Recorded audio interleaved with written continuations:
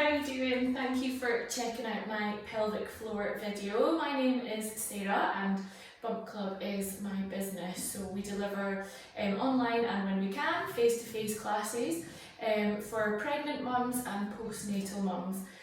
All the classes are focused around helping you to make sure you're as strong as you possibly can be to be able to birth and deliver your baby, and also on the flip side to help you recover and get back into your regular exercise routine.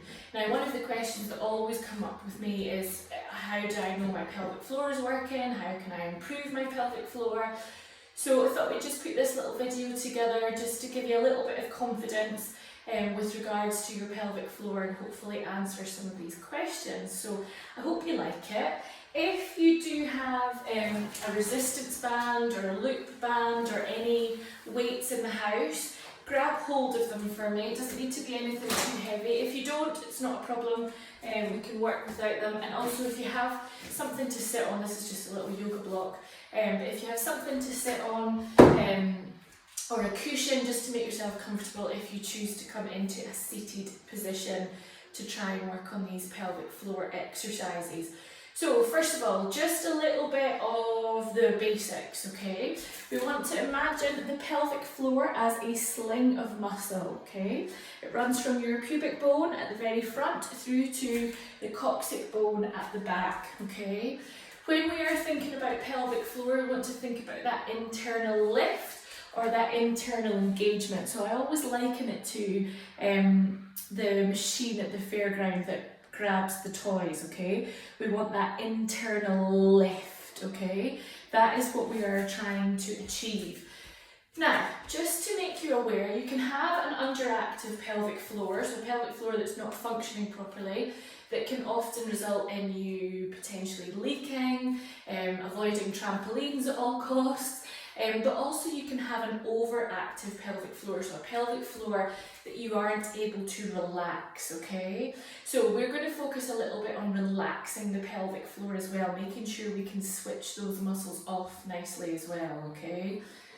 Now, when we're thinking about the core, we're absolutely thinking about the pelvic floor at the bottom, but we're also thinking about the diaphragm at the top, we're thinking about the core, and we're thinking about the back muscles, okay? So we've almost got that kind of 360 support going on through the core here, okay? So that's always what we want to be thinking about, making sure that we are breathing properly, that we're getting the diaphragm working, that the core is engaging, and also that the lower back is supporting us, all right? I am assuming that you are all fit, healthy and well. If you have any concerns about being active, please do speak to your doctor before trying some of these exercises out, okay? Give the old pelvic floor a little shot, see how we get on with it, but if it's not sitting right with you, please do seek help. Now this would be one of the very important things that I would say to all of my mums, okay? You do not have to leak. This does not need to be a new normal. You do not have to wear incontinence pads or tennis for the rest of your life, okay? These issues are fixable. So if you do feel like you have issues, if you feel like these little exercises aren't helping, please do seek help. There are many women's health physios out there, okay? If you need help finding one, please do just drop me a little message at any of our social media channels, or you can get me at sarah@thebumpclub.com, okay? This does not need to be a new normal. It can be fixed, I promise you, okay? Right. Let's get started. Now, entirely up to you. Feel free to come onto hands and knees or into a seated position. If you are pregnant, you might be a little bit more comfortable on hands and knees. You'll feel that the core can relax a little bit more and you might be able to feel that engagement a little bit more. If you're comfortable seated, it's entirely up to you. Come into whatever position feels good for you, okay? If the hips are feeling a little bit sore, if the lower back is feeling a bit tight, try and get yourself onto a little cushion or onto a little yoga block, and that should hopefully ease off any of that tension in the hips and the lower back. So let's just focus first of all on that Kegel, okay? That's that pelvic floor exercise where we try and lift or engage that pelvic floor. So Sitting comfortably or on hands and knees, whatever position is good for you. I want you to think about that internal lift of that sling of muscle, okay? So we inhale, and as we exhale, we think about that internal lift, that contraction of the pelvic floor. Now try and just stick with that whilst I talk you through a couple of extra bits and pieces whilst we are here, okay? Pelvic floor is the only muscle that has 3 holes in it, okay? We've got the wee hole at the front, we've got the baby hole in the middle, and we've got the poo hole at the back, okay? Try and think about squeezing or engaging or tightening that poo hole, that butt hole at the back, okay? That's going to be your biggest global indicator that the pelvic floor is activating, okay? That the pelvic floor is engaging. So inhaling, exhaling, think about that internal lift, that squeeze of the bum hole, relax and release, okay? Making sure we're fully letting go on that relaxation, okay? Inhale, relax, let it all go, exhale, lift. Inhale, relax and release. Exhale, lift, engage, tighten, pull up, whatever adjective works for you, okay? Now, if we're mastering that, that is all good and well done. I'm glad you're getting a little bit of activation going on, but it's a very rare situation that we would be sitting comfortably or we would be on hands and knees that we would maybe accidentally leak or let the odd trump out. So what I want you to do is try and come up to standing and try these exercises whilst we are standing, okay? If you are pregnant, just taking your time to come up to standing for me. 1 foot in front, hands onto that thigh, coming up to stand nice and tall.